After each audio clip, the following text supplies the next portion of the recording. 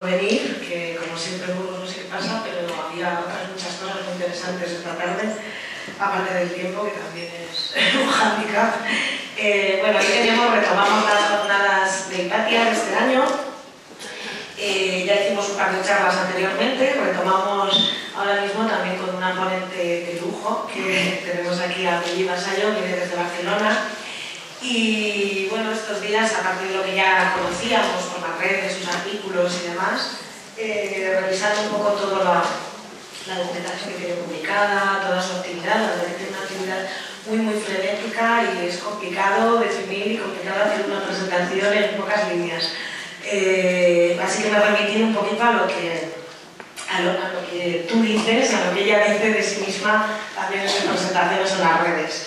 Ella se define así como escritora trompicones, periodista a ratos, mediadora intercultural, activista de las relaciones sexoafectivas, alternativas y feminista, autora de la novela Pornoburka y dinamizadora de los talleres Ocupilove sobre relaciones no monógamas, vinculadas y cuidadosas.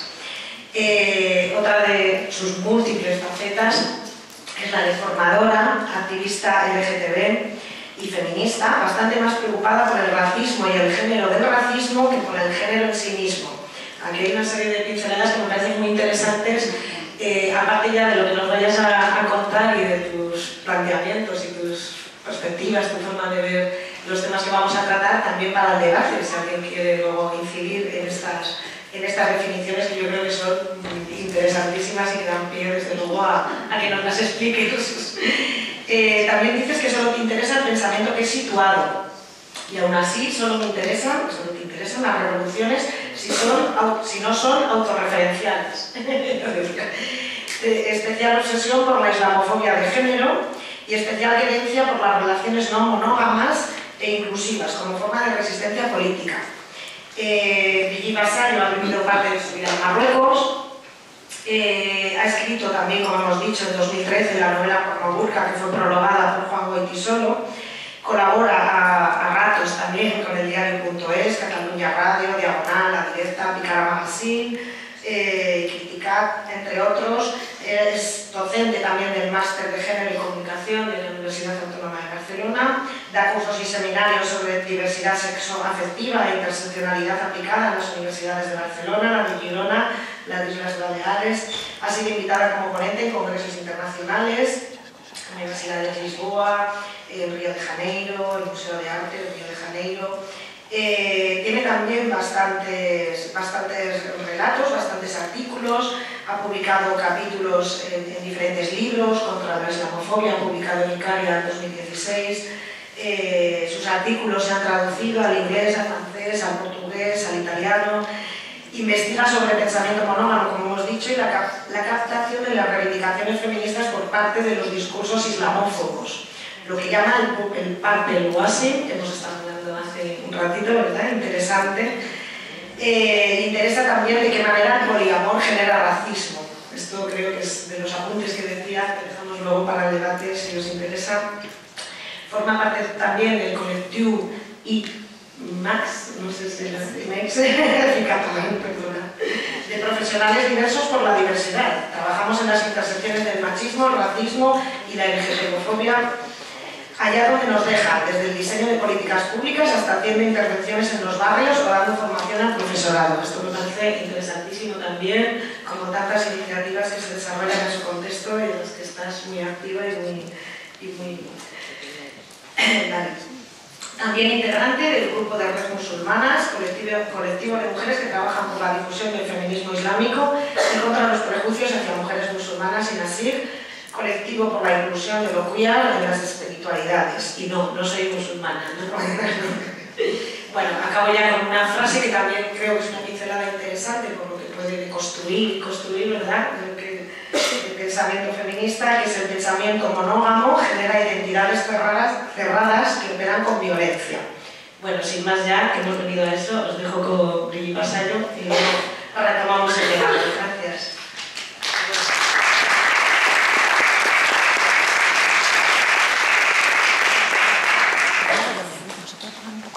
Bueno, ¿se micro? ¿Ahora? ¿Sí?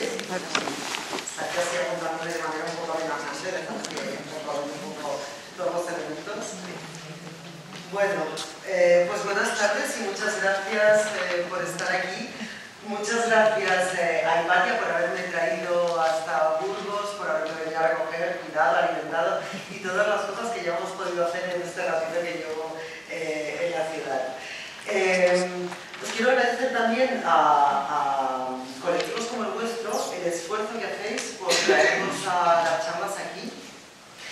Y no solamente el esfuerzo que hacéis en una dirección, supongo que esto para vosotras de alguna forma esperáis que sea interesante y que sea interesante para la ciudad y para los debates de la ciudad, pero yo también os quiero decir que para personas como yo que estamos pensando y estamos haciendo activismo desde lo que yo llamo ciudades autorreferenciales, ¿no? Que a veces llamamos grandes ciudades, pero bueno, yo creo que la grandeza de una ciudad no se mide en su número de habitantes, entonces prefiero llamarlas como ciudades autorreferenciales, que son esos especie de agujeros negros, ¿no? Como es Barcelona y supongo que es Madrid, que hablan sobre sí mismos, piensan sobre sí mismos y nunca salimos afuera, ¿verdad? Porque parece que todo sucede allí y que generan unas dinámicas bastante rarunas, ¿no? Cuando estás ahí dentro metido en aquella cosa.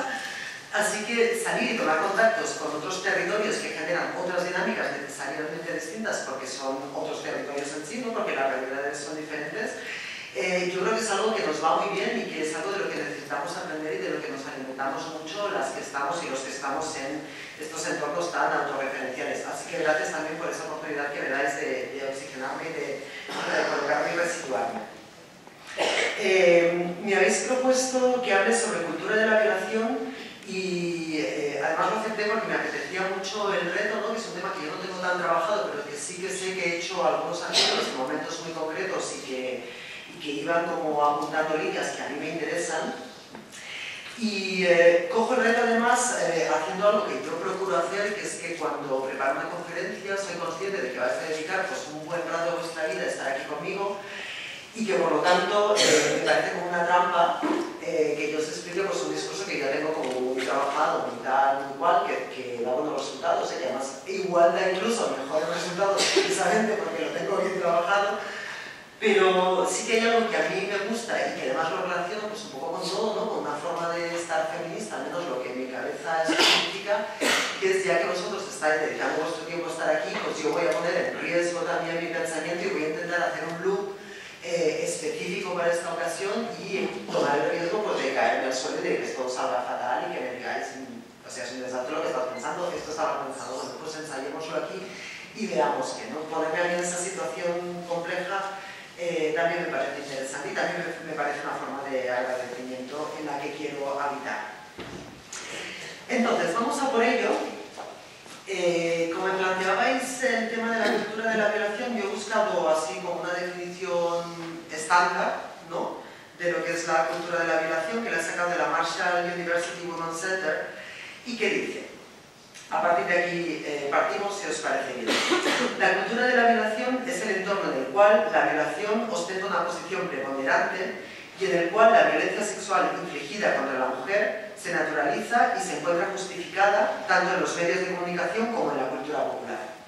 La cultura de la violación se perpetúa mediante el uso del lenguaje misógino, la despersonalización del cuerpo de la mujer y el embellecimiento de la violencia sexual, dando lugar a una sociedad despreocupada por los derechos y la seguridad de la mujer, de las mujeres. No sé muy bien si lo ponía en el original en singular o en plural y se aparecía ese plural en el otro. En cualquier caso, me parecía como un buen punto de partida, además que me reconozco en él y que estoy como bastante de acuerdo. Traigo unas cuantas imágenes así para ir acompañando el discurso. Esta es una campaña del Dolce & Gabbana. He sacado la imagen que era como menos explícita, porque hay otras que son como más explícitas directamente, pero esta me parece que sí que da bastante cuenta del tema de la cosificación, ¿no? De quién es el sujeto y quién es el objeto, que son los temas que vamos a estar hablando hoy en día. De la naturalización desde los medios de comunicación, del embellecimiento de la violencia. Me parece que esta campaña de Dolce & Gabbana lo contenía un poco todo. No es una campaña extraordinaria, es una campaña común y habitual y hay un montón de ellas parecidas circulando en nuestros medios de comunicación constantemente. Un ejercicio que yo venía hoy en el tren pensando en proponeros, pero que al final he pensado que no vamos a tener tiempo de tanto, pero que lo podéis hacer vosotros y que seguramente ya lo habéis hecho muchas veces, pero yo lo he comprobado con los periódicos que habían allí, que eran La Vanguardia y El País, que lo vayáis abriendo y y comprobéis las fotos, simplemente. A mí me gusta hacer el ejercicio de en cuántas fotos hay solo hombres y en cuántas fotos hay solo mujeres. Luego hay algunas fotos mixtas donde hay, por ejemplo, 3 hombres y una mujer, muchas veces en un rincón. Hoy en La Vanguardia salía la primera foto mixta que he encontrado, eran 2 hombres y una mujer, pero la mujer no salía su nombre en el pie de página, no sabemos quién era, un florero. Y que vayáis comprobando, ¿no? Yo me he cansado de contar en La Vanguardia, me parece que era 16 fotos solo con hombres y una sola foto solo con mujeres. Y que además, si no recuerdo el tema, pero para que veáis cómo van las proporciones, ¿no? Y que me parece que es un ejercicio así como muy simple y que te acaba de enfadar con los medios de comunicación y cuando coges un periódico y antes de leerlo siquiera ya entras en barrena solamente con las fotos. Sobre esta definición, ¿no?, de lo que es la cultura de la violación se centra mucho en el tema del cuerpo de las mujeres. A mí me gustaría que recordásemos, porque me parece también muy importante, que no solamente las mujeres son violadas. Los niños son violados también, y esos niños van a ser hombres que han vivido una violación.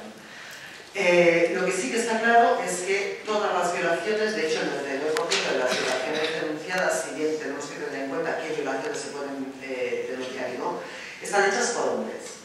Pero eso ahí sí que me gustaría puntualizarlo, es decir, quienes violan niños también son hombres y quienes violan a otros hombres también son hombres. Pero ahí me gustaría puntualizarlo porque a mí esta denominación de hombres-mujeres a nivel esencialista me preocupa y además me molesta, ¿no? Supongo que también por mis relaciones con la comunidad trans y las comunidades trans he aprendido a no esencializar en estos términos a las personas y entonces, más que pensar en los hombres, me apetece pensar en la construcción de la masculinidad hegemónica, que ese es el auténtico problema que tenemos, que efectivamente está incorporada en la mayoría de los casos por hombres, porque son los que están educados, legitimados, etcétera, para incorporar la construcción de esta masculinidad hegemónica. Pero precisamente de esto hablaremos un poco más tarde, a ver cómo se trasladan esos valores a otro tipo de esquemas.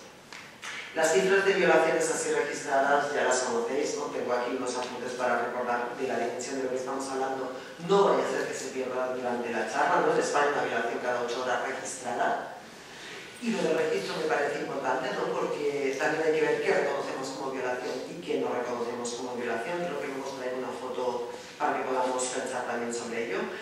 Y el registro de que el 35% de las mujeres en el mundo han sufrido violencia también sexual por parte de sus compañeros sentimentales. Lo que está registrado y lo que reconocemos como violencia sexual.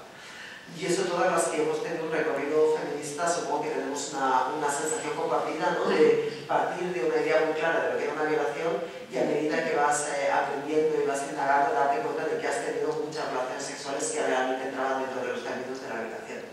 Te han dicho que no se te haya atendido y que entonces te hayas dicho, bueno, para no buscar más problemas, etcétera, etcétera, etcétera. Todas estas cosas como para situarnos en la realidad. De todas maneras, como os decía, a mí me gustaría ensayar otras formas de pensarlo más amplias y me gustaría ensayar maneras desde las cuales este conocimiento sobre lo que son las violaciones, lo que nos viene a la cabeza de manera prototípica, no indirecta, de lo que son las violaciones y lo que es esta cultura, poder ver cómo se puede trasladar a otras formas y cómo esa experiencia y esa forma de pensamiento nos puede dar otras miradas sobre realidades que también suceden. Entonces, si yo tuviese que modificar de alguna forma esta definición que os he dado al principio, diría que no va solamente de hombres y mujeres, así, a mí me gusta hablar de hombres marca registrada y mujeres marca registrada. O sea, que me parece que es como muy gráfico, ¿no? Ya sabéis, cuando me refiero a hombres marca registrada y a mujeres marca registrada, estoy hablando de una especie de prototipo que luego no sé si en la vida real somos tanto eso, pero el prototipo este, ¿no? Pues que no va solamente de eso, sino que va de una posición de poder estructural afianzado por mecanismos estructurales también, como el lenguaje, las leyes, etc., cosificando posiciones subalternizadas en esas mismas estructuras y que se naturalizan. Esto me parece así como un poco complicado, es lo que voy a intentar desarrollar a lo largo de la charla. Y como a mí me gusta mucho hablar, pero también me gusta hacer como un respiro y tomar un trago de la bebida esta imperialista, que no voy a nombrar, pero que no me gustaba la café y no urgentemente, os voy a poner un vídeo para que veamos el estado de la cuestión, sobre todo el estado de la naturalización de la cuestión. Voy a enchufar porque esto hace ruido, así que lo he desenchufado.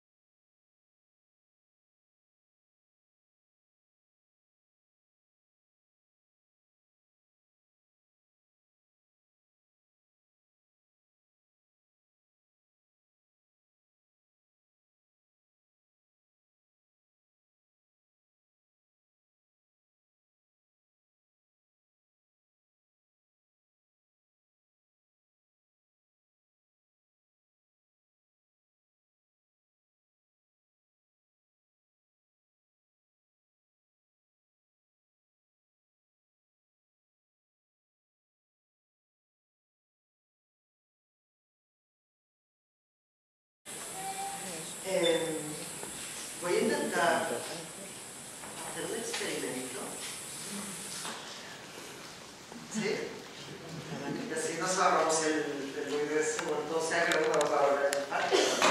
Bueno, espero que os haya dado tanto asco como a mí este vídeo, ¿no? Yo estoy pegadiza y ahora vais a estar 2 días cantando esta porquería inmunda. Pero el activismo es así, que estos riesgos.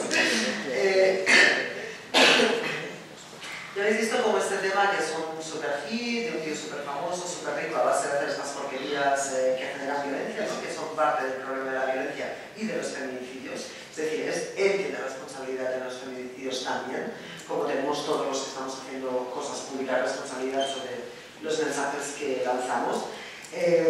Fijaos que viene en la línea de todo lo que habíamos dicho en esta primera descripción, ¿no? Ellos escriben sobre ellas, por lo tanto, ¿quién es el sujeto, el que escribe? ¿Quién es el sujeto? Pues el papel, el pergamino. Ellos están vestidas, ellas están desnudas. Bueno, ella se quiere, ella se despide, clarísimamente, ¿no?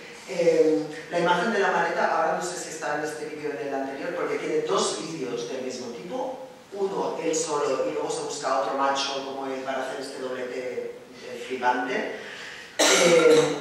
Ella prepara la maleta y él coge, cierra la maleta y le pone una flor encima de la maleta con una cara de mala leche que alucinas.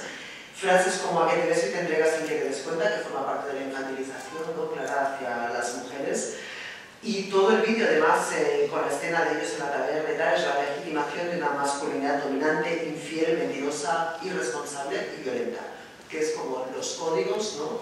Que se entienden de que tiene que ser una masculinidad triunfante, una masculinidad tipo Cristiano Ronaldo y todos estos personajes que desgraciadamente tenemos en nuestro contexto habitual. Entonces, a partir de qué 3 ideas yo analizo un poco la realidad, creo que en general. Uno es el tema de la matriz de dominación, que es un concepto de Patricia Hill Collins, ¿no? La feminista Patricia Hill Collins, que nos dice que las opresiones, eso que llamamos opresiones, que no sé si es una palabra que me gusta tanto, pero usémosla, no son lineales, ¿no? Yo siempre pongo el ejemplo de, ¿sabéis? En las ferias, esas cosas que son como un termómetro enorme, que tú le pegas un golpe y vamos hasta donde se iluminan, ¿no? Pues las opresiones no funcionan así, tipo opresiómetro, ¿no? Que tú puedas ir por la mañana y te miras allí y digas, hoy estoy 25 de oprimida, a ver tú cómo estás. Y te pones ahí y decimos, vale, pues estás 15 de oprimida. No funcionan así, sino que son una especie de matriz, una especie de red, donde todo se cruzan las opresiones, se cruzan los privilegios, se cruzan las cuestiones contextuales y entre todas generan lo que llamamos posicionalidades, ¿no? Y las posicionalidades es el lugar que ocupas dentro del esquema del poder. Cuando decimos, por ejemplo, los hombres tienen más poder que las mujeres, así de pronto nos podría parecer como una frase que suscribimos, pero si preguntamos qué hombres y qué mujeres, seguramente la cosa ya empezará como a tambalearse un poco más, ¿no? Si lo cruzamos con la raza, si lo cruzamos con el género, si lo cruzamos con las capacidades normativas o no, pues las cosas a lo mejor cambian más de contexto. Un ejemplo claro, los hombres tienen más poder que las mujeres. Yo soy una mujer y tengo más poder que un hombre ingresado en un centro psiquiátrico que no tenga la patria potestad sobre sí mismo, por poner un ejemplo. Y él sigue siendo un hombre y yo sigo siendo una mujer. Por lo tanto, todas estas cosas se cruzan para dar a cada cual la posición que está ocupando dentro de todo este contexto de poder. Por ejemplo, yo soy una mujer y creo que tengo menos poder que Barack Obama, que es un hombre, siendo yo blanca, siendo el negro, ¿cómo se cruzan todas esas cosas? ¿No? Cuando decimos los blancos tenemos más poder que los negros. Cuando que blancos sí que negros también, ¿no? Barack Obama, yo, vosotras, ¿dónde estamos con todo eso? Por eso me parece útil y bastante más poliédrico, ¿no? El concepto de la matriz de dominación, que nos hace como cruzar los ejes, que es lo que a mí realmente me interesa. Luego me interesa el concepto de interseccionalidad, ¿no? Y que reivindicó su maternidad por el colectivo Combahee River Collective. Es un término con doble maternidad, porque también hubo una académica que lo acuñó. Todas ellas feministas negras de Estados Unidos, Combahee River Collective, además, feministas negras lesbianas. Pero a mí me gusta siempre nombrarlas a ellas, en tanto que son activistas, pues también subvirtamos el poder en esos términos, ¿no? La interseccionalidad también va en ese sentido, ¿no? Y habla de que las cosas no se suman. Es decir, que las opresiones y los privilegios, que eso me parece importante recordarlo, no son cosas que se suman sin más. Es decir, ser mujer y ser lesbiana no es por un lado ser mujer y por otro lado ser lesbiana, sino que genera una situación específica. Y que si queremos actuar sobre esas situaciones específicas, tenemos que hacerlo teniendo en cuenta cómo interactúan todos los factores y no por separado. Un ejemplo así tonto, ¿para qué? Porque os veo como muy serios. Les voy a contar un tonto. ¿Os ha pasado alguna vez de buscar trabajo y encontrar una oferta de trabajo que os va al dedillo, pero que quieren tener coche y no tenéis coche? ¿Conocéis la situación? Pues algo también de ciudad autorreferente. Decís, esta oferta de trabajo es perfecta para mí, pero no tengo coche. Vale. Que tú no tengas trabajo y que no tengas coche va un poco junto, ¿no? Es una cosa que se alimenta la una de las otras. Entonces, si no pensamos de manera interseccional, ¿cómo intentamos solucionar esta situación? Pues tú te vas a la oficina de empleo y dices, no tengo trabajo. Y entonces te dices, a ver, vale, mira, pues aquí hay un trabajo que va perfecto para ti, pero no tienes coche, ¿no? Y piden coche y dices, no, pero es que no tengo coche. Entonces te mandan al concesionario a que te compres un coche. Y al concesionario te dicen, si no tienes trabajo, no te vendemos un coche. Entonces tú vuelves al empleo y dices, el trabajo que dicen, este trabajo, no tengo coche. Y vuelves al concesionario y no te dan el coche porque no tienes trabajo. No puedes salir de esa situación, ¿no? Eres como una bola de estas de las máquinas de los bares antiguas que a mí me gustaban tanto, que están pi, y no sales de ahí. Tu situación es que no tienes ni trabajo ni coche. Y es desde ahí que hay que abordar esa cuestión, ¿no? Entonces, cuando pensamos en interseccionalidades, en cuestiones de opresión y de privilegios, tenemos que pensarlo desde ahí. Tenía una vez un debate así por las redes con una feminista.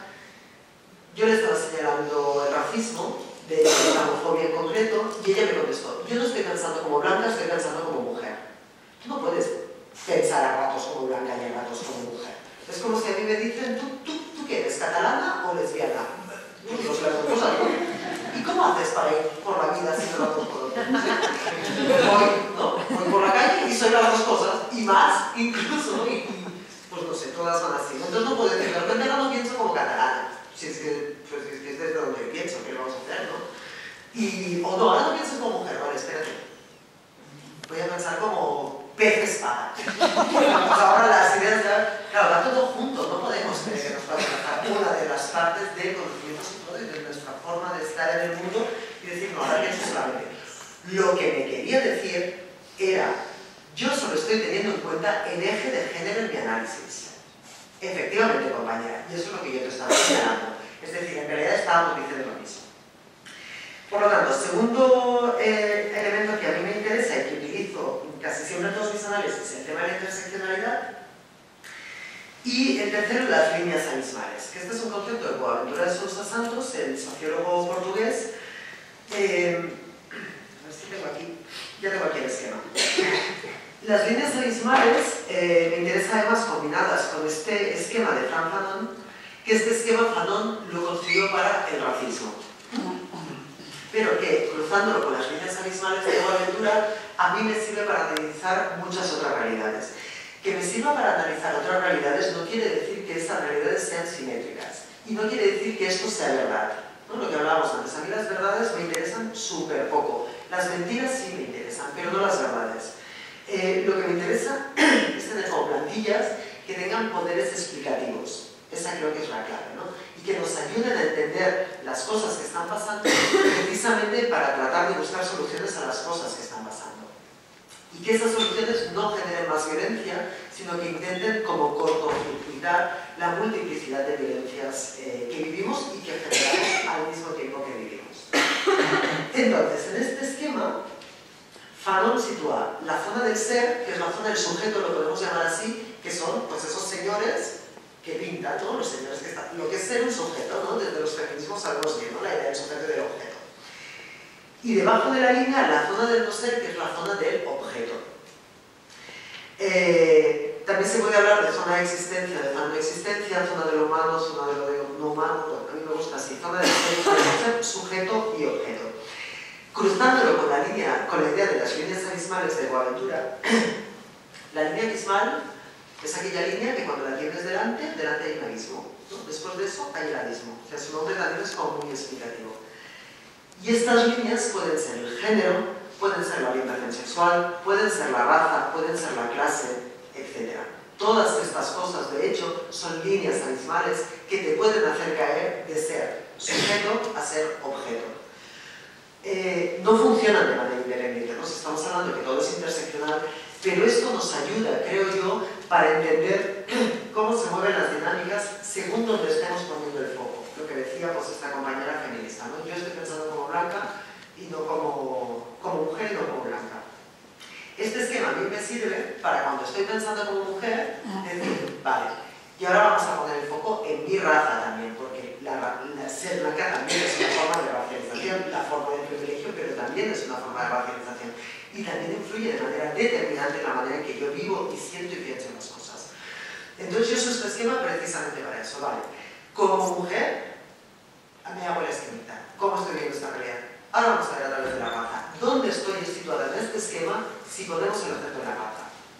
¿Dónde estoy situada en este esquema si ponemos el acento en las capacidades? Porque yo tengo capacidades normativas. Yo no estoy encerrada en el psiquiátrico sin la patria potestad sobre mi cuerpo y sobre mi persona, ¿no?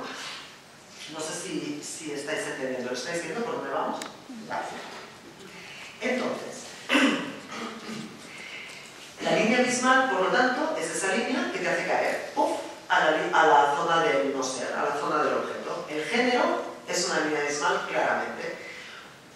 Una de las formas claras de verlo es cuando estás en riesgo de ser asesinada a causa de esa línea. O sea, tú puedes ser asesinada por el hecho de ser mujer, claramente sí, ¿no? Línea abismal. Pero luego hay muchas otras cosas, ¿no? Para verlo es el tema de la objetivación, la cosificación, la deshumanización, que me parece también un concepto interesante y que podríamos ponerlo en diálogo con el tema animalista, ¿no? Cómo están las jerarquías entre los animales humanos y no humanos. Eso luego, si queréis, lo dejamos para más tarde salir. Yo no soy experta, pero sí que se me abre una alarma. Y ver, es interesante ver todas las estrategias, ¿no? Que operan alrededor de esa línea para hacer que algunas personas sean sujetos y algunas personas sean objetos alrededor de esas líneas. Está claro además que vivimos en un mundo en que los sujetos solo se reconocen entre iguales, ¿no? Las relaciones van de sujeto a sujeto. Solamente se da cuenta de ese tipo de relaciones, de sujetos a sujetos. Todo lo demás, ¿no? Lo que está en la zona del objeto, no cuenta. Las personas deshumanizadas, los animales, las cosas, ¿no? También, si queréis hacerlo resonar, ¿no? Con la manera en que nos relacionamos, en tanto que sujetos, con el entorno natural, ¿no? Por ejemplo, a través de las dinámicas capitalistas, etc. Cuando tenemos las subjetividades situadas ahí, en el sujeto y el objeto, ¿no? Cuando tenemos algunas vivencias y algunos cuerpos objetivizados, ¿no? Cosificados, deshumanizados, aquí es donde todo el tema de las violaciones deviene posible. ¿Cómo deviene posible? Si solamente el sujeto tiene derechos y si solamente el sujeto se relaciona con sujetos y puede tomar disposición de los objetos, ¿no? Los objetos están ahí para su uso. Aquí ya pasamos a cómo es la posibilidad de la violación de un cuerpo considerado un objeto, ¿no? La violación se considera un derecho. Así dicho a lo grande, nadie te dirá la violación se considera un derecho, pero luego, cuando pasamos a la realidad, la violación se considera un derecho. ¿Habéis visto últimamente en los campos de fútbol cómo se apoya que eran los violadores de Pamplona? Salieron carteles apoyando a estos tíos que son, o sea, violadores como tan clarísimamente, o sea, han salido todas las pruebas, y esto es una cosa así que va con mucha duda, ¿no? Y entonces salían otros seres que se consideran sujetos defendiendo su derecho a haber violado a aquellos objetos. La violación como derecho. ¿Cómo se le saca la humanidad a esa alteridad? ¿No? Hay muchos mecanismos y son muchos mecanismos también que están como naturalizados. Uno de ellos es perder el nombre por el camino, ¿no? Fijaos en los feminicidios, cuando se plantean las noticias, cuando se explican las noticias de los feminicidios como no son asesinatos, porque el asesinato es el sacarle la vida a otro sujeto. A un objeto tú no lo asesinas, no asesinas a un animal, no se considera así. Entonces, como las mujeres asesinadas no son sujetos, pues mueren, hablamos de muertes, que esa es la posibilidad del objeto, si acaso. Ved cómo los nombres de estas mujeres desaparecen y muchas veces solamente queda el nombre del asesino. ¿Por qué? Porque es el sujeto. Mirad cómo los medios de comunicación hacen toda la biografía de él y no de ella. ¿Por qué? Porque él es el sujeto. Incluso en ese caso, él es el sujeto. Y es por eso que es posible ese feminicidio, ¿no? Aquí os traigo también unas imágenes que me parecen como también muy significativas. Aquí simplemente en Google violación y estos son los pantallazos que salen. Fijaos que siempre son como mujeres en situación de víctima, que es algo que me da una rabia tremenda, y hombres en posición de poder, ¿no? Es el imaginario que tenemos sobre las violaciones. Yo tengo ganas de ver el imaginario de la violación donde ella salga con unas tijeras o una pistola pegando a un tío al tío. Pero ese imaginario no aparece, y si aparece es como escandaloso, ¿no? Porque entonces ella es violenta. Y cuando ella es violenta, cuando ella se defiende y no acepta su condición de víctima llorosa, ¿no? Que es esto que nos enseñan, esta víctima pierde la condición de víctima y por lo tanto pierde la posibilidad de solidaridad. Solamente podemos solidarizarnos, en todo caso, con la imagen de la víctima, no con la imagen de la mujer que se defiende. La única posibilidad de un objeto para existir, ¿no? La única aspiración posible de existencia de un objeto es pertenecer. Y entonces pasa a tener existencia a través de la existencia del otro. ¿Lo vemos esto? El objeto no puede tener existencia por sí misma, en tanto que el objeto, por lo tanto, pasa a disposición del sujeto y pasa a vivir una existencia a través de este sujeto. ¿Cómo se traduce eso? Se traduce en la violación como mérito. ¿Qué es la violación como mérito? Os voy a poner ejemplos. Estos son tweets que yo recibo en las redes. Tranquila, princesa, tú estás a salvo, eres info. Info significa infollable. A mí no me violarán porque yo soy infollable. Es decir, que la violación es como un mérito también. Y yo no llego a esa categoría. No tengo derecho a esa legitimación de objeto que pasa a ser objeto de deseo del sujeto. Esto me lo ha mandado una tía. Tengo centenares de deseos, o no penséis que es una excepción de una persona que anda por ahí como muy aburrida. Centenares tengo de este tipo. De hecho, os doy unos cuantos más. A ti no te violarán, eres un tipo, otra vez como, ¿no? Marcando mi corporalidad como no meritoria de una violación. ¿Os dais cuenta de lo que estamos hablando? Entonces se ve que yo tendría que estar como orgullosa o hacer méritos o pegarme de otra forma para merecer que vengan estos tipos a violarme. O fijaos, ¿no? Cuando se gira la tortilla, estos son tweets post-colonia. ¿Qué hubiera pasado si hombres europeos violaran a mujeres musulmanas? Y sale esta imagen degradante, ¿no? Supuestamente degradante de lo que en su imaginario es una mujer musulmana, ¿no? Como los hombres europeos no se van a humillar a violar a una mujer que no está lo bastante buena según los cánones europeos de la belleza. Hola. ¿Sabes? Que también esto vuelve a ser una mujer, ¿eh?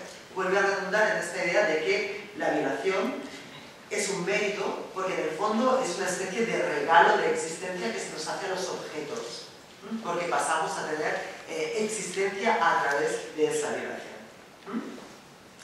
Entonces hemos visto como varias posibilidades, ¿no? de la violación como derecho de los hombres, de los violadores, como mérito, ¿no? de la persona violada, en tanto que regalo de existencia, y también la violación de mujeres como castigo hacia otros hombres, ¿no? Que esto es algo que está muy analizado y que vemos mucho, por ejemplo, cuando se utilizan las violaciones como armas de guerra.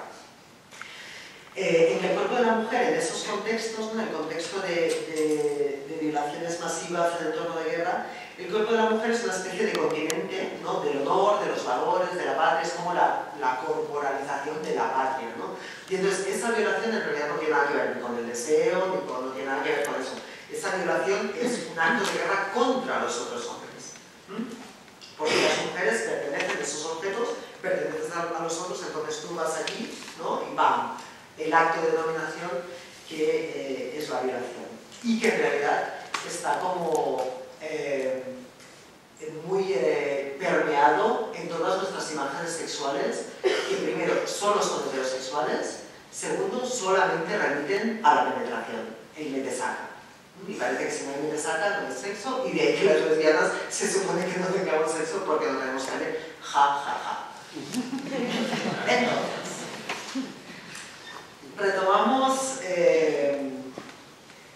retomamos el esquema de Fanon, Porque aquí vamos a hacer ya un salto, ¿vale? Hemos visto como la primera página, ¿no? La primera capa de lo que podemos pensar sobre las violaciones, ¿no? Que remite más a eso de cuerpos de hombre, cuerpos de mujeres, cómo se representa todo eso a partir de la línea del género. Pero ahora me gustaría experimentar qué pasa si esta línea abismal la ponemos en la línea de la raza. Y voy a aclarar lo de la raza porque se me ha llamado incluso racista por hablar de razas hoy en día cuando todo el mundo sabe que la raza no existe. Vale. La raza es una construcción social como es el género. Es que este problema ya lo pasamos con el tema del género y de las ideas queer, así que ahora está totalmente fácil la respuesta. La raza obviamente no existe, es un invento precisamente del racismo con todo un aparato científico y todo un aparato de propaganda en los medios de comunicación que lo vino a sustentar, hasta hacerlo como tan anclado, ¿no? Con el capitalismo, etcétera, de su parte. La raza no existe, pero el racismo sí. Y el racismo hace que unos cuerpos estén racializados y otros no, o estén racializados de manera distinta. El género no existe, es una construcción social, pero yo cuando salgo a la calle llevo un género clarísimamente marcado que es el que me pone en riesgo de las violencias. Entonces, la misma gente que dice la raza no existe, ya no hablemos de este tema, es la misma gente que nos dijo el género no existe, ya no hablemos de este tema. El machismo no está porque como no existe el género, no, compañeros. También os tengo que decir que yo soy activista y yo creo en una cierta forma de honestidad. Que lo puedo traducir también en una frase que yo digo mucho, ¿no? Cuando conozco a gente que digo, esta persona va en serio. Y para mí este ir en serio es importante. ¿Qué significa para mí ir en serio? Que todo esto no es una pirueta mental mía, ¿no? Para irme de Burgos pensando qué guay soy y lo que acabo de hacer ahí. Para mí esto tiene que tener una utilidad y por eso intento confeccionarlo de esa forma, pensando siempre en su utilidad. Todo esto se puede utilizar de 50.000 maneras. Podemos utilizar estos discursos para negar el machismo, para negar el racismo, para decir, las mujeres también violan, esto no eran los hombres los que violaban porque la vasallo dijo que Vale, si queremos ser deshonestos con todo esto, seámoslo.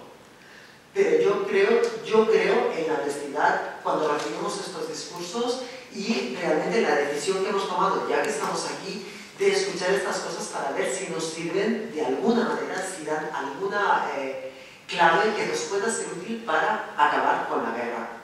Y cuando me refiero a acabar con la guerra, me refiero a la vida que llevamos, que es una vida de guerra, es el estado de guerra y es la vida de guerra.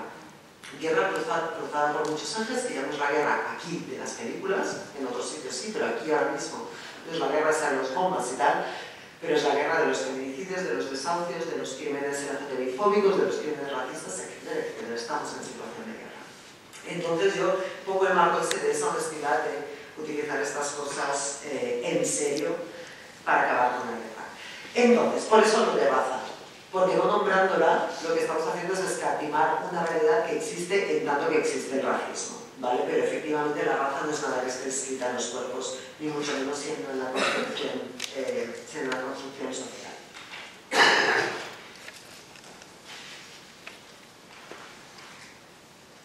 Entonces, volvemos al esquema de Fanon que habíamos visto con el género por el medio, y ahora ponemos la raza por el medio. Hacia lo bruto, ¿no? La línea esta. Entonces, claro, yo en el esquema anterior estaba en la zona del objeto, porque soy una mujer. Ponemos una orientación sexual, vuelvo a estar en el objeto, porque soy boyera, lesbiana. Pero si lo ponemos en la raza, resulta que estoy en la zona del sujeto. Y eso también da una mirada interesante a todo el percal, ¿no? Porque de repente aflora un privilegio y aflora una mirada que es concreta y que también me hace tener que funcionar en el mundo de una forma distinta, ¿no? Por ser consciente de eso. De quien es eje, yo estoy en una posición claramente distinta y no es un eje pequeño precisamente. Por mucho que cambiemos el eje, los valores predominantes en la zona del sujeto sobre todo, son muy parecidos, ahora lo veremos, a los que veníamos arrastrando hacia ahora, ¿no? Estamos en la zona de la dominación, de la violencia, de la agresividad, de la dominación y de la cosificación hacia la zona del objeto. ¿Cómo se objetiviza la humanidad de las personas racializadas desde este esquema y cómo se objetiviza desde el poder, que es el poder blanco? por ejemplo, ejemplos así como muy claros, que atentados nos afectan emocionalmente y que atentados no nos afectan emocionalmente. Y estamos hablando de las emociones, Eso aquí, cuando hacemos como repaso de qué nos pasa en la barriga y no, es como duro, porque lo llevamos inscrito. Atentado en, no sé qué, en Alepo, ¿qué tal Alepo? Vale, sí, tal. Como las cosas normales que pasan en esos lugares. Atentado en París, yo soy Xavier. Con duelo europeo a nivel macro, porque había un atentado en París. Pues sí, hay un atentado en París porque vivimos en un estado de guerra, y es lo que pasa en los estados de guerra, que es que hay atentados y al final la gente acaba siendo asesinada, efectivamente, ¿no? Pero porque unos nos afectan y los otros no, si forman parte de la misma guerra. Imágenes de niños muertos, pensad, ¿qué imagen? Si os digo un niño muerto, ¿qué imagen tenéis? Nos viene una a la cabeza. En las playas, en las playas. ¿Por qué nos viene esa imagen y no nos viene la imagen de cualquiera de las criaturas asesinadas en el Estado español por parte de sus padres blancos? Pues no nos viene la imagen, y esto es una tesis de Santiago Albánico que tiene un libro muy interesante sobre el tema de la islamofobia. No nos viene a la cabeza porque cuando se asesinan a criaturas blancas europeas, lo que hacen los medios de comunicación jamás es enseñar el cadáver. Nos parecería obsceno del cadáver, sí o no, de una criatura asesinada, de una de nuestras, como las comillas, criaturas asesinadas. Y entonces lo que hacen los periódicos es poner fotos de la criatura en vida. Ir a hablar con la profesora, sacar las fotos de la comunión, hacer la biografía de esas criaturas. Las recordamos en vida, el sujeto. Cuando las criaturas son otras, las recordamos en muerte, porque son objetos. Los niños palestinos pueden salir los cuerpos descuartizados y nadie le preocupa demasiado, cosa que sería imposible con cualquier otra criatura, que no fuese una criatura que estuviese en la zona del objeto. Si recordáis el naufragio del Costa Concordia, ¿recordáis ese naufragio? Que un crucero pues, que se trampó en el Mediterráneo y se hundió, y entonces pues, murieron viajeros de ese crucero. Murieron en la fosa mediterránea, donde no tengo la cifra aquí, pero son espeluznantes, la de gente que está muriendo ahogada en esa misma zona. Sin embargo, cuando sucedió el Costa Cruceros, tenemos las fotos de las personas, las biografías, las familias, también duelo, ¿no? Aquí una y otra vez viendo las criaturas y quedar huérfanas y tal, que es el pan nuestro de cada día en el mismo lugar. En el pueblo donde se hundió el barco hay una placa con los nombres de los muertos conmemorando. O sea, fijaos la diferencia de tratamiento entre unos muertos y otros muertos. La única diferencia entre los unos y los otros es esta. Muertos de la misma manera en el mismo lugar. Hay una diferencia de clase y hay una diferencia de raza. Sujeto y objeto. A los objetos no les mandamos placas. Mueren 50 personas subsaharianas, bueno, pues se sustituyen por 50 más, porque da igual, los objetos son así. Los sujetos tienen nombre y apellido, tienen biografías irreemplazables. El duelo lo hacemos con los sujetos. Son todos estos mecanismos los que hacen que luego unas muertes nos afecten, nos parezcan propias y otras no. Nos parezcan muertes que son como ajenas a nuestra propia humanidad. La cultura de la violación es cultura de la dominación en sí misma en estos ejes, ¿no? En este tránsito del sujeto, de la relación del sujeto al objeto. Y aquí os traigo unas imágenes. A ver, sí, yo las pongo aquí. Traigo unas imágenes, hay imágenes mucho más explícitas, pero además me parecían bastante humillantes para las víctimas en sí mismo, ¿no? Para las personas agredidas, así que he decidido traeroslos que ya son lo bastante fuertes. Estas son imágenes de agresiones sexuales que también implican agresiones sexuales y que hubo violaciones ya certificadas, violaciones con penetración, si queréis, al estilo clásico, en la cárcel de Abu Ghraib, en Irak, por parte de soldados y soldadas estadounidenses. Os he puesto esta primera foto con toda la intención, porque de repente los ejes de poder han cambiado completamente. Y es esta tipa la que está violando a este tío. ¿Dónde está el cambio de poderes? Las mujeres también violan. No, esto no es una mujer violando, esto es una mujer blanca violando a un hombre racializado. Y es ese eje el que le permite hacer esto de una manera tan legítima como para hacerse fotos y publicarlas por ahí. Imaginaos que está legitimado. El eje de poder que tiene ella aquí no es el eje de género, es el eje de raza y el eje de todo el poder militar frente a un prisionero, ¿no? Pero me parece interesante ver cómo toman balance esos dos ejes cuando se ponen como a combinarse de manera interseccional. Aquí os traía otra foto más, bueno, con una ya tenemos bastante. Como os digo, hubo violaciones al sentido clásico, además de todo tipo de humillaciones sexuales que desde una perspectiva feminista consideramos violaciones de lejos, o sea, bueno, todo tipo de historias. Y hechos no solamente por mujeres, pero también por hombres blancos estadounidenses, soldados en el contexto de las cárceles de Abu Ghraib en Irak. Fijaos que aquí hay una cosa interesante, ¿no? Conocemos este juego de ejes que de alguna forma, ya tradicionalmente, ¿no? Ya desde hace mucho tiempo, de alguna forma acabamos hablando de hombres negros, mujeres blancas. Son como los dos únicos ejes que conseguimos llegar a combinar, ¿no? Y siempre acaba como ese balance de posiciones. Y aquí, no sé si habéis leído a Sojourner Truth, que era una legadora feminista, pero me parece que es una licencia poética mía, pero no creo que ella, no sé si ella se nombraba así, que era una mujer estadounidense del condado de Nueva York del siglo XIX, esclavizada, que nació ya en situación de esclavitud, que fue una luchadora por los derechos de las personas esclavizadas, con una biografía súper impactante, ¿no? Ella consiguió huir de sus esclavistas cuando quedaba poco tiempo para que se prohibiese la esclavitud en el estado de Nueva York, pero tuvo que dejar algunas de sus criaturas atrás. Consiguió pasar por los túneles, ¿no? Con todo un apoyo de red hasta llegar a Canadá, y cuando pudo volver, porque se había abolido finalmente la esclavitud, pudo volver y su esclavista había vendido a las criaturas que le quedaban. Ya le habían vendido a muchas criaturas antes, tuvo 13 parece ser, pero las que quedaban en aquel momento, me parece que eran dos, también habían sido vendidas. A pesar de que sabían que era un régimen que le quedaban 2 años en aquel momento, pero aún así aprovecharon para seguir vendiendo.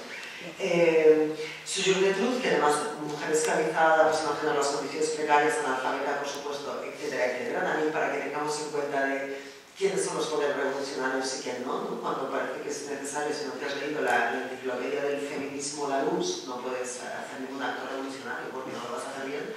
Pues esta tipa lo que se comió es una vida de esclavitud y esa fue su escuela de activismo.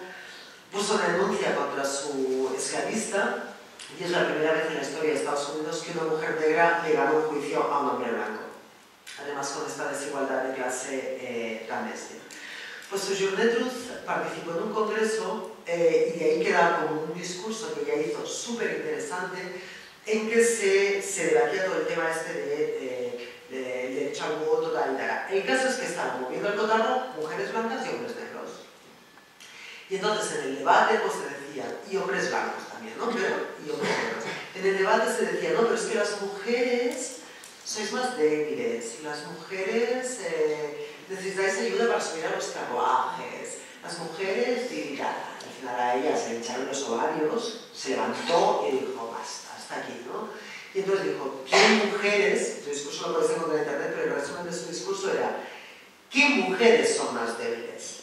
¿Qué mujeres necesitan ayuda a subir un carruaje? ¿Vosotros pensáis que alguien me ha ayudado a mí alguna vez a subir a un carruaje? ¿Vosotros pensáis que yo trabajo como un hombre y no recibo los latigazos como lo recibe un hombre? ¿De qué mujer estáis hablando? Y entonces ella dice, ¿acaso yo no soy una mujer? Y eso es una cosa que tenemos que recordar constantemente, ¿no? Cuando estamos hablando de mujeres, ¿de qué mujeres estamos hablando? ¿Y qué mujeres estamos dejando fuera de toda esa definición, ¿no? Entonces, como veíamos hasta ahora, ¿no? Tenemos el cotarro de los hombres blancos, las mujeres blancas, los hombres negros en el sentido amplio, hombres racializados, pero ¿acaso Sojourner Truth no es una mujer, ¿no? ¿Qué pasa con las mujeres racializadas en todo esto? A través de lo que pasó en Colombia ya se montó este esquema de manera muy clara. Recordáis Colombia, los hechos de Colombia, hace justo un año, noche de fin de año, empieza a salir la historia de que muchos hombres racializados han intentado violar a muchas mujeres, ¿no? Y entonces se monta un piloto por primera vez en la historia europea. La violación es una preocupación colectiva.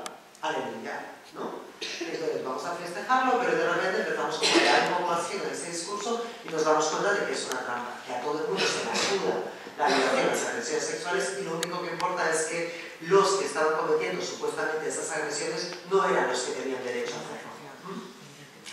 Exacto, con el tema de los refugiados. Entonces, en el esquema de Colonia ya estaba todo claro. Ellos estaban racializados y ellas eran blancas. No hubo ninguna agresión de ningún hombre blanco a nadie en la noche de fin de año de Colonia. Eso sí que sería una noticia, ¿no? Porque es algo que acostumbra a pasar en los espacios de fiesta. ¿A cuántos y a cuántas nos han tocado el culo un tío en un espacio de fiesta? Porque esas cosas fueron denunciables en Colonia. Y está bien que sean denunciables, si no fuese con todas estas trampas. Pues no hubo. Los hombres blancos aquella noche se quedaron en casa a cuidar de las criaturas y no hubo agresiones por parte de hombres blancos. Pues también, felicitémonos. Las violadas, las agredidas, eran todas valquirias. Todas blancas. Claro, yo que me hice un chafón de leer entrevistas y de ver vídeos, orcos como yo no había ninguno. Las valquirias, rubias, jóvenes y tal, que habían sido agredidas. Por supuesto, las joyeras tampoco fueron agredidas aquella noche, ¿no? Afortunadamente, tuvimos aquella noche de pausa. Y por supuesto, no hubo mujeres racializadas agredidas aquella noche tampoco. ¿No? Las mujeres racializadas se les hizo el paseillo y pudieron entrar tranquilamente en la discoteca de turno. ¿Os fijáis cómo el esquema es absolutamente perverso? Y está claro que no dio cuenta, pásase lo que pasase en Colombia, de la realidad. Se escogieron los elementos que interesaban para generar el discurso racista. Me mandaron esos días por Twitter una compañera este cartel colonial, que es exactamente Colonia, ¿no? 150 años antes. Defiéndela. Recordad el tema de la patria, ¿no? De la mujer como personificación de la patria y todas esas cosas. Defiéndela. Podría ser tu madre, tu mujer, tu hija, tu hermana. Todo este rollito que a mí también me dijeron por las redes, ¿no? ¿Cómo puede ser? Estas mujeres podrían ser tus hijas, total. Mis amantes nunca dijeron, ¿no? Tus hijas, tus madres. Ok, todo bien. Y fijaos, ¿no? Otra de las imágenes de la mujer, ella, la valquiria, ¿no? Ahí como, ¡ay, socorro! Y él, el hombre racializado, ¿no? El salvaje que quiere violar a nuestras mujeres. Es difícil ver un cartel de este tipo con un hombre blanco así como violando a una mujer y que salga con una declaración de Estado así como importante, ¿no? Entonces, este es el esquema que seguimos arrastrando, que además es como un esquema súper clásico de la violación, lo que decíamos antes, ¿no? La violación como forma de defensa de un hombre a otro hombre. Y la mujer ahí, pues es el objeto, donde tampoco importa tanto. Es el clásico, además, en la mitología europea, si recordáis el clásico, Helena de Esparta, ¿no? Secuestrada por Paris de Troya y a partir de ahí se monta un pilote y una guerra. Y yo no sé si a Helena se le preguntó en algún momento dónde quería estar, si realmente fue secuestrado, es que ella se crió con Paris y el otro le pareció un petardo, lo dejó y se montó la guerra y se la volvió a llevar. Bueno, yo no sé todo ese qué fue.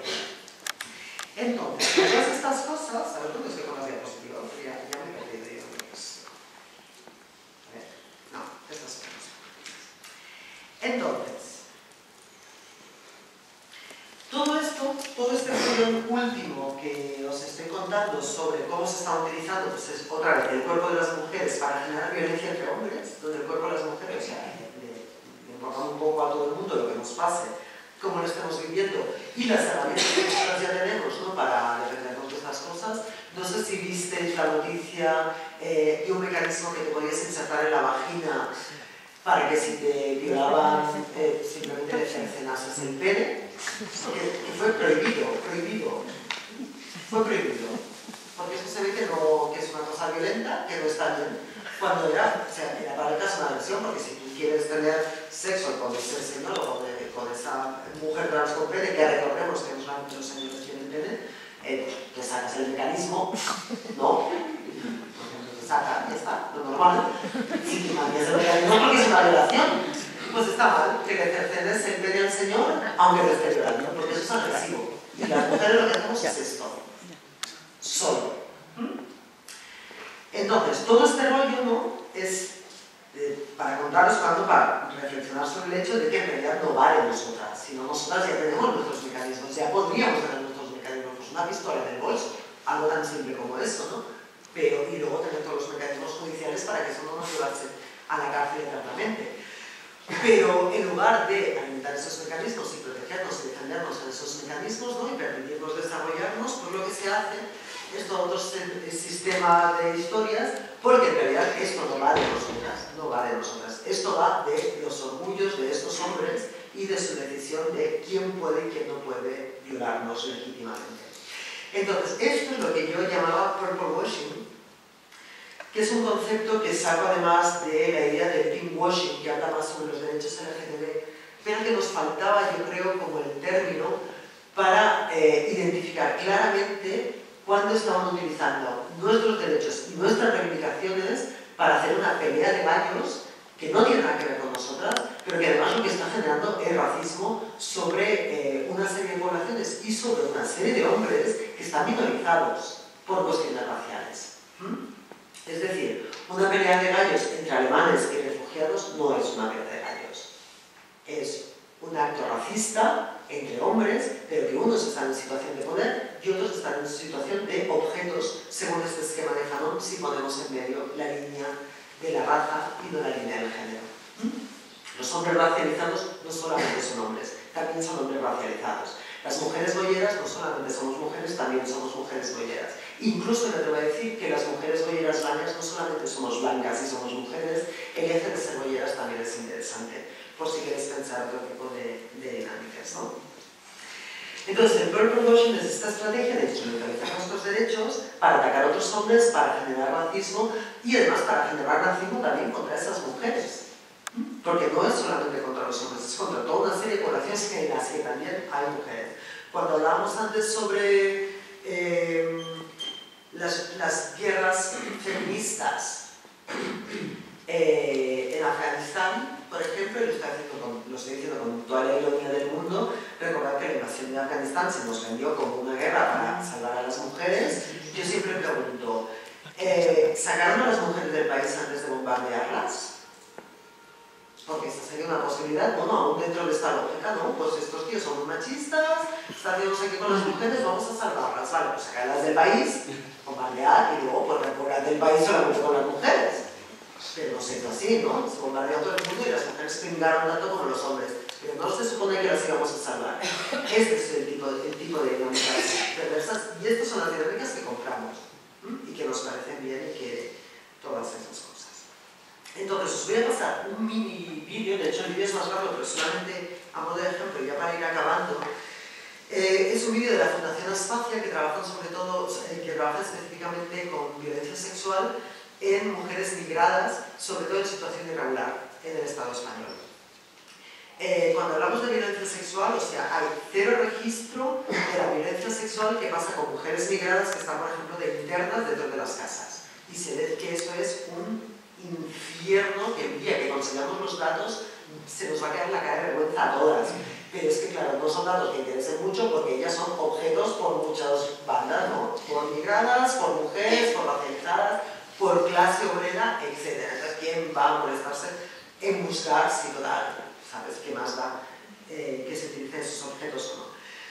Entonces, me parece muy importante cuando pensamos en cultura de la violación y estamos todas tan preocupadas que nos situemos en todos los ejes y veamos toda la dimensión de esas realidades que existen por ahí. Si os parece, el vídeo tiene 9 minutos, pero vamos a ver solamente unas cuantas imágenes, ¿no? Para que nos queden las imágenes en la cabeza y recordemos siempre la dificultad del circuito de denuncia de violaciones cuando le pones el agravante de no estar en situación de violar o le pones el agravante de estar racializado.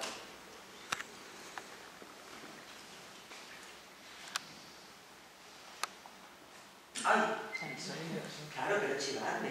Derecho a disfrutar de todos los derechos humanos y libertades fundamentales, sin distinción de ningún tipo, incluidos el derecho a la vida, a la libertad y a la seguridad de la persona. Los Estados tienen la responsabilidad de promover y proteger los derechos humanos de todas las personas, incluidos los migrantes en situación irregular que se encuentran en su territorio.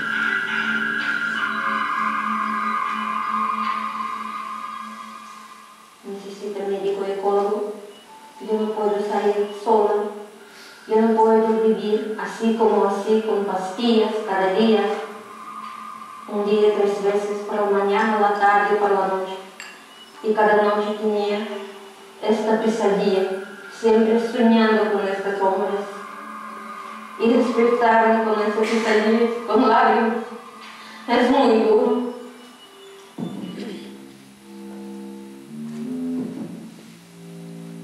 Y policía ni una palabra, no pregunta nada de nada, solo coge estas cosas extrañas, piñas, guarda en caja, pequeñita blanca y marcha. El fin de un violador, de un abusador, es sin ver dañar la base de la personalidad humana, deteriorar la seguridad de sí misma, deteriorar la autoestima. Cuando ha acabado, ella no tiene fuerza para defenderse y carece de los argumentos necesarios para poner un alto. La violencia sexual es una clarísima forma de esas violencias ejercida contra las mujeres, desconocida, oculta y que de alguna forma necesitamos visibilizar para saber qué es lo que está sucediendo en este ámbito. Me sorprende la falta de atención de las instituciones a este tipo de violencia, de la violencia sexual. Y me sorprende todavía más la desatención, la falta de apoyo que reciben mujeres que ya tienen de por sí problemas, ya están de por sí discriminadas y tienen vidas muy complicadas, muy difíciles y llenas de abusos, ¿no? Me molestó que cuando fui a poner la denuncia, que si tienes papel o no. Porque si no tienes papel, no sé si te podemos hacer. No tienen garantizados los derechos mínimos en relación a temas jurídicos, el tema de denuncia y temas sanitarios. Porque si van a una comisaría, el policía les puede abrir un expediente de expulsión. Por lo tanto, al abrirse el expediente de expulsión, lo que se está es violando el mandato internacional de no discriminación. Por ejemplo, es un mandato internacional importantísimo en el ámbito de los derechos humanos. El derecho a una asistencia sanitaria, que está relacionado con el derecho universal a la salud.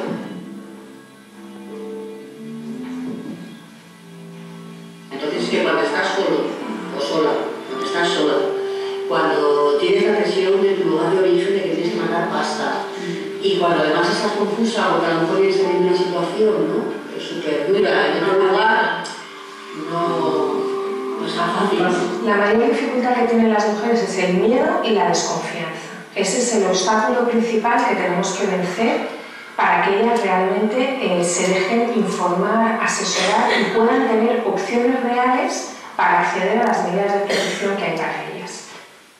Bueno, si queréis dejamos aquí un vídeo y os recomiendo que lo busquéis en las redes y tal y investiguéis un poco más sobre esto, porque me parece el temazo. Es decir, estamos dándole vueltas a las violaciones, las formas de denuncia y tal, subémosle todos los agravantes, ¿no? Y empecemos por las situaciones como más tremendas, como es la cuestión, pues eso, de no tener papeles y de tener como que estar preocupada de que si vas a un hospital lo que vas a acabar siendo es expulsada cuando te acaban de violar. Imaginaos la situación. Entonces, a mí me gusta siempre acabar con propuestas, ¿no? Después de que, porque es como, vale, pues meto esto, este follón y ahora qué. Bueno, pues mis propuestas, ¿no? Mis propuestas así como de imaginario. Una sin duda es la idea de ir más allá del género sin dejarlo de lado. Trascender el género no quiere dejar de lado, no quiere decir dejar de lado la mirada del género, sino a través de la mirada del género observar otras realidades con la mirada del género incorporada. Y en el caso de las violaciones, observar la cultura de la violación como va mucho más allá de unas prácticas concretas y de unas dinámicas concretas. Por ejemplo, y lo dejo solamente como apunte, la poquísima resistencia que tenemos a la frustración. A mí cuando alguien me dice, sobre todo así por las redes y tal, ¿te puedo hacer una pregunta? Yo ya entro en pánico. Porque sé que no es cierta la pregunta. O sea, cuando me dicen, ¿te puedo hacer una pregunta? Es, te voy a exigir que digas que sí a algo. Entonces yo siempre digo, bueno, cuando me pidas lo que me vas a pedir, yo puedo decir que no. ¿Me estás realmente preguntando, teniendo yo la opción de decir que no? Pues esa opción está cancelada de entrada. Porque entonces no me hagas la pregunta, no quiero ni saberlo lo que estás planeando, ¿no? Entonces tenemos muy poca tolerancia a la frustración, ¿no? Enseguida colapsamos y tenemos muy poca aceptación de un no. Nos cuesta mucho los nos en cualquier nivel, ¿no? Desde el no que lleva a la violación hasta los nos cotidianos de, pues no quiero venir a la conferencia porque quiero quedarme en mi casa leyendo. ¿Pero cómo puede ser que lo haga? Pues no pasa nada, no pasa nada. Entonces, observar también todas estas dinámicas porque forman parte un poco de lo mismo. Y una vez esto lo sacamos de las grabaciones, ¿sí? Con un trabajo muy interesante, es un hombre trans con un trabajo muy interesante y habla de reivindicar el fracaso. Y a mí me parece que esto tiene mucha relación con todas estas cosas que hemos estado hablando hoy en día, ¿no? El culto al éxito está ligado directamente a la cultura de la violación, ¿no? El culto a conseguir todo lo que quieres y a todos esos personajes absolutamente ridículos que son los que tenemos endiosados como imagen, ¿no? del sujeto deseable. En ese sentido, desocupar la admiración que sentimos por este tipo de machos, o sea, hay que hacerles de esta manera. No sirve que sigamos trabajando en el tema del feminismo, las violencias de género y que sigamos teniendo como líderes a estos machos. Hay que boicotearlos, simplemente dejarles de dar atención, dejarles de tener interés. Para las que sois heterosexuales, dejar de desearlos. Así de claro os lo digo, o sea, no podemos seguir deseando a estos machos.